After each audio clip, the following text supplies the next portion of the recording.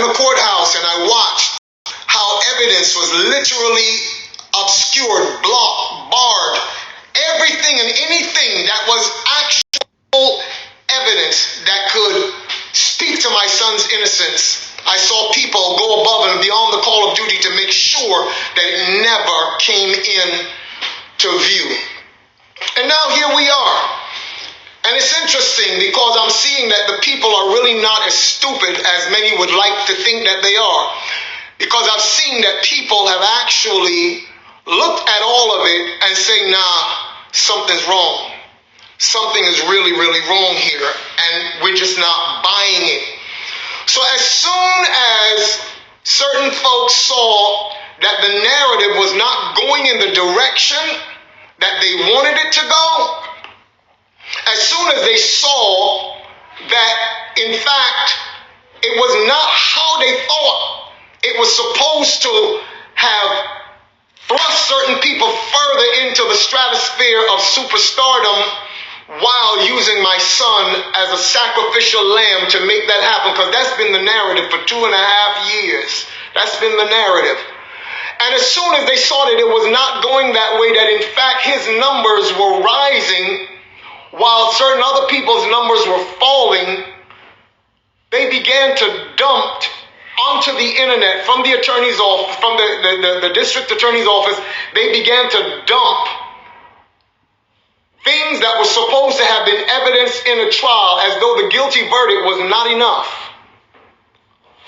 Then you had persons like this lady, what's her name? This journalist, Meghann Cuniff. This woman actually went on and said that she saw my wife and I giving transcripts or leaking information to certain journalists to put out on the internet. Wait. Stop for a second. Number one, why would the district attorney's office give us things to put out on the internet to make my son look even worse? Hence, I'm talking about the interview with Kelsey. Why? That makes no sense. So I had to realize that this woman was saying things for the sake of clout.